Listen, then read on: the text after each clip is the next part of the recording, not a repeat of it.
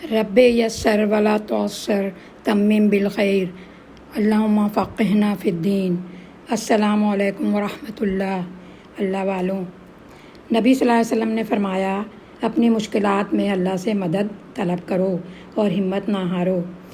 اگر تجھ پر کوئی مصیبت آ پڑے تو یوں مت سوچ کہ اگر میں ایسا کرتا تو یوں ہو جاتا، بلکہ سوچ کہ اللہ نے یہ میری تقدیر میں لکھا تھا، جو اس نے چاہا وہ کیا۔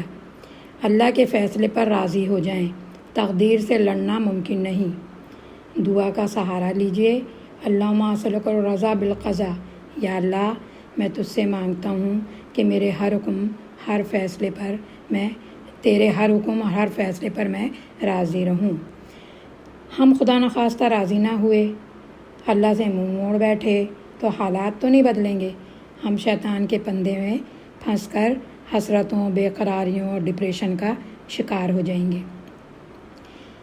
صبر کی کوشش کریں گے تو ان اللہ مع الصابرین، اللہ صبر کرنے والوں کے ساتھ ہے۔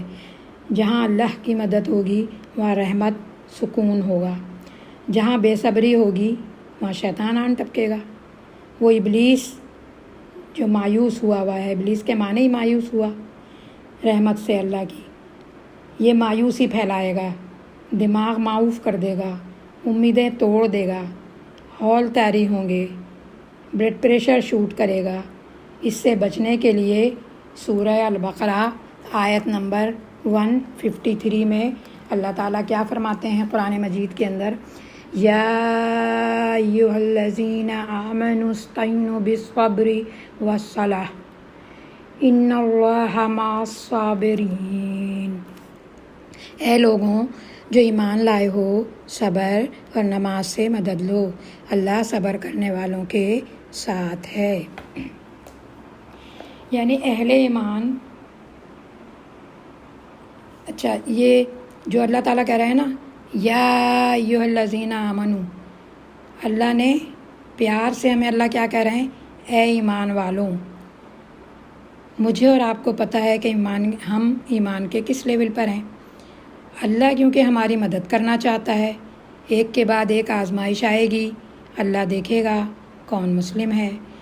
مشکلات کا مقابلہ کیسے کریں گے؟ جتنا بھاری ذمہ داری ہوتی ہے اتنی ہی مشکلات بھی ہوتی ہیں، اور اس کے لیے مدد بھی چاہیے ہوتی ہے۔ ہمارے ہاں صبر کا مفہوم کیا ہوتا ہے؟ بیچارہ، جبکہ اللہ تعالیٰ کیا فرماتے ہیں؟ اے اہل ایمان، آزمائشیں آنے پر کیا کرو؟ صبر اور نماز کے ساتھ اللہ سے مدد طلب کرتے رہو۔ صبر کے معنی روکنے کے ہیں، گھبراہٹ سے اور مایوسی سے بچنا ہے، اپنے مقصد پر جمے رہنا ہے، اپنے حوصلے کو کم نہ ہونے دینا۔ نبی صلی اللہ علیہ وسلم کے نزدیک صبر قوت ارادی کا نام ہے۔ جب بھی مشکلات آئے اللہ نے 2 طریقے بتائے ہیں اس آیات کے ذریعے، صبر اور نماز۔ یہ وہ مضبوط سہارا ہے جو مجھے اور آپ کو اللہ سے جوڑے گا۔ صبر اس بات کو بھی کہتے ہیں کہ تکلیف اور غم سے توجہ ہٹا کر اللہ پر بھروسہ کرنا ہے۔ صبر، نماز تمہارے بہترین ہتھیار ہیں، بہترین سہارا ہیں۔ انسان کمزور ہے، اللہ سے تعلق مضبوط کرو گے، قوت ملے گی، آسانی ہوگی، اطمینان ہوگا، ثابت قدمی پیدا ہوگی۔ حدیث ہے نبی کریم صلی اللہ علیہ وسلم کی، جب نماز ہر مشکل کا حل اور ہر تکلیف کا علاج ہے۔ نماز کی برکتوں سے دعائیں جو ہیں وہ قبول ہوتی ہیں۔ نبی کریم صلی اللہ علیہ وسلم نے فرمایا، جب بھی آپ بے چین ہوتے تو فرماتے، بلال ہمیں نماز سے راحت پہنچاؤ۔ پریشانیوں کے ہجوم میں بھی آپ صلی اللہ علیہ وسلم کثرت سے نماز پڑھتے تھے۔ اللہ سے بڑھ کر کوئی مضبوط سہارا نہیں۔ اللہ کی طرف رجوع کرنے سے اعصاب مضبوط اور پختہ ہو جاتے ہیں۔ اور پھر جیسا کہ نبی صلی اللہ علیہ وسلم نے بھی ہمیں بتایا کہ نماز ہر مشکل کا حل اور ہر تکلیف کا علاج ہے۔ نماز کی برکتوں سے دعائیں قبول ہوتی ہیں، رحمتوں کا نزول ہوتا ہے، دل میں سکون آتا ہے، غم ہلکا ہو جاتا ہے۔ کچھ لوگ جو نماز پڑھتے تھے غم آنے پر سب سے پہلے نماز ہی چھوڑ دیتے ہیں، جبکہ غم میں اللہ سے تعلق مضبوط کرنے کی ضرورت ہوتی ہے۔ فرائض کے ساتھ نوافل کا انتظام بھی کرنا چاہیے۔ لوگ فرائض بھی چھوڑ دیتے ہیں غم کی حالت میں، اس سے کیا ہوتا ہے؟ غم مزید بڑھ جاتا ہے۔ پھر کہتے ہیں پتہ نہیں کیا ہو گیا، ہماری پریشانیاں کسی طرح ختم ہونے کا نام ہی نہیں لے رہی۔ کوئی بھی نیکی صبر کے بغیر ممکن نہیں ہوتی۔ صبر کے لیے ضروری ہے کہ کسی سے شکوہ اور گلہ نہ کیا جائے۔ ریاض الصالحین میں ام سلیم رضی اللہ عنہ کے بے مثال صبر کا واقعہ درج ہے۔ ان کے شوہر ابو طلحہ رضی اللہ عنہ سفر پر گئے ہوئے تھے۔ بچہ اس دوران بیمار ہوا اور وفات پا گیا۔ ابو طلحہ رضی اللہ عنہ سفر سے لوٹے تو پہلے بچے کا حال پوچھا۔ بیوی نے صبر سے کہا وہ پہلے سے زیادہ سکون میں ہے۔ یہ بیوی نے جواب دیا جب انہوں نے اپنے بیٹے کا حال پوچھا۔ ابو طلحہ رضی اللہ عنہ کو کھانا کھلایا ان کی بیوی نے، پھر پوچھا کہ اگر کوئی چیز کسی کو عارضی طور پر دے پھر واپس مانگ لے، کوئی بھی چیز کسی کو کوئی عارضی طور پر دے پھر واپس مانگ لے، تو کیا یہ حق اسے حاصل ہے کہ وہ انکار کر دے یا روک لے اس چیز کو؟ تو ابو طلحہ رضی اللہ عنہ نے کہا یہ حق اختیار اسے حاصل نہیں ہے، یعنی جو بھی کوئی چیز آپ کو دے اور جب وہ واپس مانگے تو وہ اس کی امانت ہے اور وہ آپ کو واپس لوٹانی ہے۔ تب ام سلیم رضی اللہ عنہ نے کہا کہ آپ کا جو بچہ اللہ کی امانت تھا وہ اللہ نے لے لیا، آپ کو چاہیے کہ صبر کریں تاکہ آخرت میں اجر کے مستحق ہوں۔ یہ مسلم کی حدیث ہے۔ ہمارے معاشرے میں انتقال کر جانے والے کے قریبی رشتہ دار یا دور سے آنے والے رشتہ دار دروازے ہی سے اونچی آواز سے رونا شروع کر دیتے ہیں اور سمجھتے ہیں کہ یہی جو ہے نا غم کا اظہار ہے۔ یہ تو دور صحابہ رضی اللہ عنہ کا واقعہ ہے، لیکن اس دور میں ام سلیم رضی اللہ عنہ کا بھی اسوہ جو ہے وہ تازہ کرنے والی ماں اس دور میں بھی موجود ہے، جس کے بیٹے کی افغانستان میں شہادت کی خبر آتی ہے، شوہر سعودی عرب میں ہے، انہیں اطلاع نہیں دی جاتی، یہ عمرے پر خود جاتی ہیں، طواف کے بعد ملاقات کے مراحل طے ہو چکے ہوتے ہیں، تب بھی خاموش رہتی ہیں۔ مقام ابراہیم پر کھڑے ہو کر شوہر سے پوچھا یہ آپ کہاں کھڑے ہیں؟ جواب دیا ان کے شوہر نے مقام ابراہیم پر۔ تو بتائیے کہ ابراہیم علیہ السلام کو یہ مقام کیسے ملا؟ شوہر نے جواب دیا جب اللہ نے مانگا تو انہوں نے اسماعیل علیہ السلام کو پیش کر دیا۔ تو پھر بیوی نے کہا آپ کے اسماعیل کو بھی اللہ نے قبول کر لیا ہے۔ اس رویے کے لیے آخرت پر پختہ ایمان درکار ہے، جو اللہ تعالیٰ ہمیں عطا فرما دے۔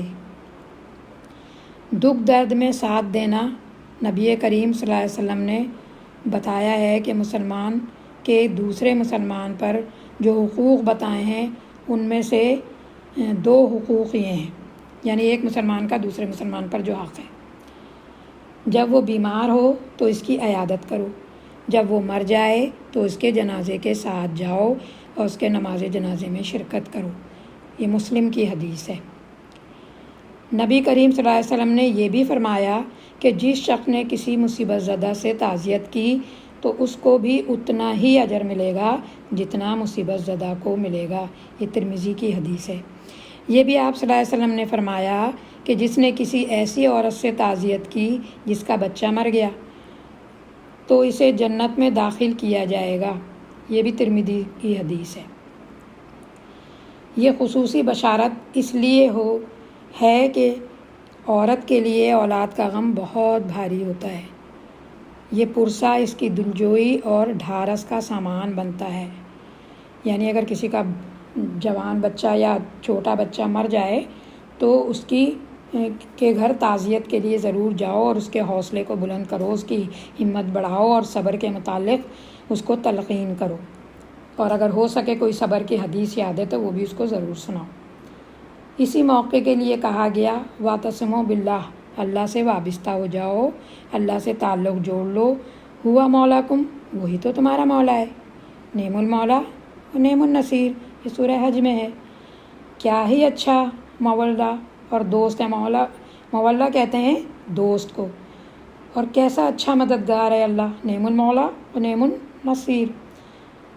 یہ ہے جدائی کے غم سے باہر نکلنے کا طریقہ، تقدیر پر ایمان رکھتے ہوئے اللہ کی رضا کو قبول کر لینا، اس کے دامن سے چمٹ جانا، سجدے کریں، انفرادی تلاوت اور قرآن میں سکون اور صبر پائیں تو قرآن پڑھیں ترجمے کے ساتھ، اللہ کا کلام پڑھیں گے تو تسلی آپ کے دکھی دل پر پڑے گی، آپ کا ایمان تازہ ہوگا، آپ کا ایمان پکا ہوگا۔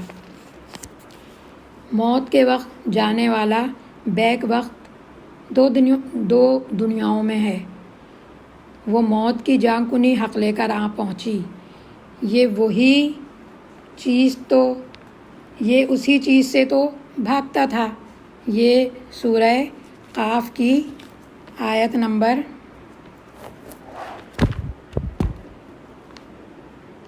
19 میں ہے، یہ سورہ قاف کی آیت نمبر 19 کے اندر ہے۔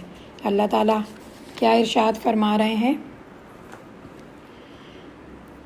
وَجَاءَتْ سَكْرَةُ الْمَوْتِ بِالْحَقِّ ذَلِكَ مَا كُنْتَ مِنْهُ تَحِيدُ۔ وَجَاءَتْ سَكْرَاتُ الْمَوْتِ بِالْحَقِّ، پھر دیکھو وہ موت کی جان کنی حق لے کر پہنچی، یہ وہی چیز ہے جس سے تو بھاگتا تھا۔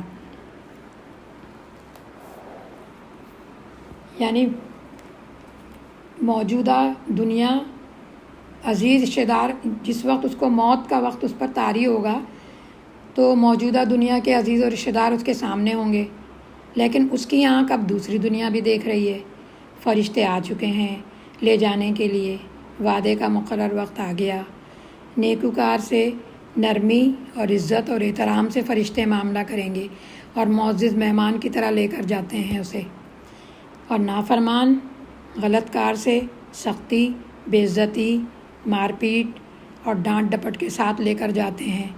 کاش تم ان ظالموں کو دیکھ سکو۔ کون ظالم؟ جنہوں نے اللہ کی بات نہ مانی، اس کی اطاعت نہ کی، بری چیزوں سے نہ روکے جس سے اس نے منع کیا تھا، اور نہ ہی وہ چیزیں جو اس نے کہا تھا کر لو وہ کی نہیں، یا اس میں کمی بیشی کر دی۔ تو کہا کاش تم ان ظالموں کو دیکھو، اس حالت میں دیکھ سکو جب وہ سکرات موت یعنی موت کی بے ہوشی میں قومے میں ہوں گے اور فرشتے ہاتھ بڑھا بڑھا کر کہہ رہے ہوتے ہیں لاؤ نکالو اپنی جان، نکلو جسم سے باہر۔ یہ سورہ انعام کی آیت نمبر 93 میں بھی اللہ تعالیٰ کا ارشاد ہے وَلَوْ تَرَىٰ إِذَا الظَّالِمُونَ فِي غَمَرَاتِ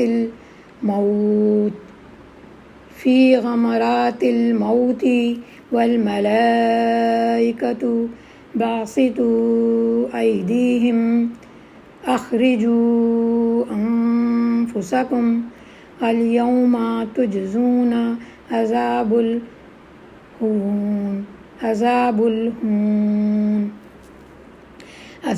الْهُونِ بِمَا كُنْتُمْ تَعْقِلُونَ عَلَى اللَّهِ غَيْرَ الْحَقِّ وَكُنْتُمْ عَنْ آيَاتِهِ تَسْتَكْبِرُونَ۔ کاش تم ظالموں کو اس حالت میں دیکھ سکو جبکہ سکرات موت یعنی موت کی بے ہوشیوں میں وہ ڈبکیاں کھا رہے ہوتے ہیں اور فرشتے ہاتھ بڑھا بڑھا کر کہہ رہے ہوتے ہیں کہ لاؤ نکالو اپنی جان، اخرجو انفسکم، لاؤ نکالو اپنی جان، آج تمہیں ان باتوں کی پاداش میں ذلت کا عذاب دیا جائے گا جو تم اللہ پر تہمت لگا کر ناحق بکا کرتے تھے اور اس کی آیات کے مقابلے میں سرکشی دکھاتے تھے۔ یعنی یہ تکلیف دہ موت کس کی ہوگی؟ جس نے دنیا کی زندگی میں اللہ کی باتوں کی طرف توجہ ہی نہ دی، نہ قرآن کو پڑھا، نہ سمجھا، نہ اس پر عمل کرنے کی کوشش کی، بلکہ اپنی ہی دنیا کے اندر جو ہے وہ مصروف رہا، اپنے ہی دنیا کمانے کے اندر مصروف رہا۔ تو انہی کی موت جو ہے وہ تکلیف دہ ہوگی، جس طرح اس آیت سورہ انعام کی آیت نمبر 93 میں اللہ تعالیٰ نے فرمایا ہے۔ حدیث ہے کہ موت کے وقت دونوں مناظر دکھاتی ہے۔ یہ منظر صرف واپسی کا مسافر دیکھتا ہے، یعنی جو دو منظر موت کے وقت دکھتے ہیں وہ صرف اسے دکھتے ہیں جس کی واپسی کا وقت آ جاتا ہے۔ یہ واپسی کا مسافر دیکھتا ہے جس کی موت واقع ہونے والی ہوتی ہے۔ وہیں موجود باقی انسانوں سے وہ منظر جو ہے وہ اوجھل ہوتا ہے، یعنی دوسرے لوگ اس کو نہیں دیکھ سکتے، چاہے وہ عزیز و قارب اس کے بالکل قریب بھی بیٹھے ہوں، اس کے سامنے بھی ہوں، لیکن وہ اس منظر کو نہیں دیکھ سکتے جو جس پر موت طاری ہوتی ہے وہ دیکھ رہا ہوتا ہے۔ واپسی کا مسافر دوسری دنیا اور پردہ غیب کے پیچھے کا منظر دیکھ رہا ہے۔ بہت جلدی سے یہ دنیا چھوڑ دینی ہے۔ اب وہ زندگی کے پہلے حصے سے نکل کر زندگی کے دوسرے حصے میں داخل ہو رہا ہے، جہاں روح اصل ہے اور جسم بے معنی ہے۔ موت روح کو نہیں آئی، صرف جسم کو آئی، یعنی جسم کو آتی ہے موت۔ وہ تمام احساسات کے ساتھ زندہ ہے۔ سور پھونکے جانے کے بعد زندگی کا تیسرا حصہ شروع ہوگا، جب جانیں جسموں سے پھر جوڑ دی جائیں گی اور ہمیشہ کی زندگی حساب کتاب کے مراحل سے ہوتی ہوئی اصل ٹھکانوں پر جنت یا دوزخ شروع ہو جائے گی۔ اب کرنا کیا ہے؟ تکلیف دہ حالات میں صبر کرنا ہے۔ صبر کیا ہے؟ جذبات کو تھامنا، زبان کو روک لینا، چیخنے چلانے یا شکوے شکایت کرنے سے یا بین کرنے سے۔ زندگی کو زندگی دینے والے کے نام لگا دیجئے، یہ صبر ہے۔ اللہ کے راستے میں تھکان آئے تو صبر کیجئے، سکون ملے گا۔ ہم سب واپسی کا ریٹرن ٹکٹ لے کر آئے ہیں، یہ بات ہم دنیا میں یاد رکھیں۔ دعا کر لیں، اے اللہ قرآن کا نور ہماری زندگی میں لے آ۔ اے اللہ ہمارے وہ ساتھی جو قرآن کے نور سے دور ہیں، گناہوں اور غلط چیزوں، غلط رسم و رواج اور غیر اسلامی طریقوں میں، شرک اور بدعات میں پڑے ہیں، ان کو اس سے نکال دے، آمین۔ سبحانک اللہم بحمدک نشہد ان لا الہ الا نستغفرک و نتوب الیک۔ السلام علیکم ورحمۃ اللہ وبرکاتہ۔